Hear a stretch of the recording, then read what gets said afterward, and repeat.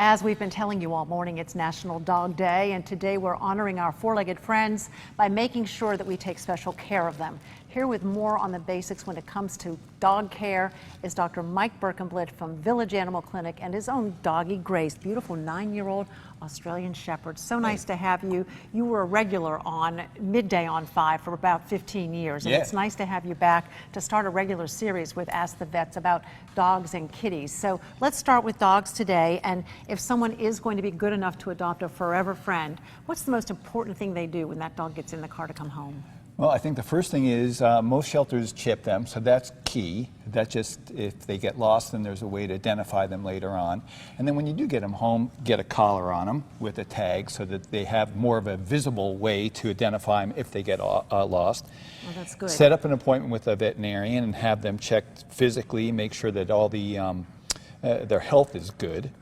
What about food? Food is... So for a puppy, do puppies and adult dogs have to have different food? No, I think, most of the foods now are really very, very good. And in fact, a lot of times we tell people that get puppies, just feed them adult food, especially if you already have an adult dog in the house. It just makes the potential of the adult dog eating puppy food, which tends to get adult dogs sick. They can get vomiting and diarrhea. Right. So I think a lot of times you just feeding an adult food is fine.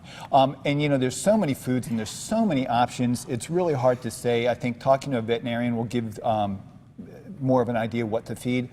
But more of the problem now is overnutrition, not undernutrition. I was going to ask you about that because there's so many specialized foods on the shelves these days. Is it okay to go to a grocery store and buy a canned, well-known brand that we've grown up with? Is that okay? Yeah, most of the foods are are great as far as nutrition goes.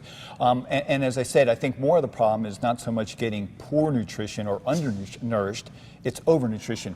So just like in the human population where there's a 40 to 50% obesity rate, we see the same kind of thing in dogs. You can kill them with kindness. We want to get to shots too, and we're running out of time. Right. What kind of vaccinations do dogs need? Very basic stuff, and in fact, rabies is key. Around here we have things like leptospirosis, which is a bacterial infection, so we vaccinate for some of those things, and that's usually annually, and then over time we tend to taper them off. Brush them every day?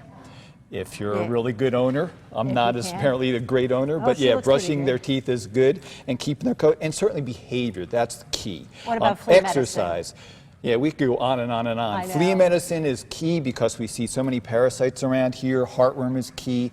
But again, I think my quote is, a tired dog is a happy dog. So exercise is vital. If you can keep your dog active as opposed to just laying around the house all day, you're going to avoid so many problems. All right, get to the vet is key and see that annual physical. Yeah. All right, Dr. Berkenblit's going to be back along with members of his staff every few weeks on Today on 5 at 11. So if you've got questions about your dog or cat, please let us know and we'll get them answered for you.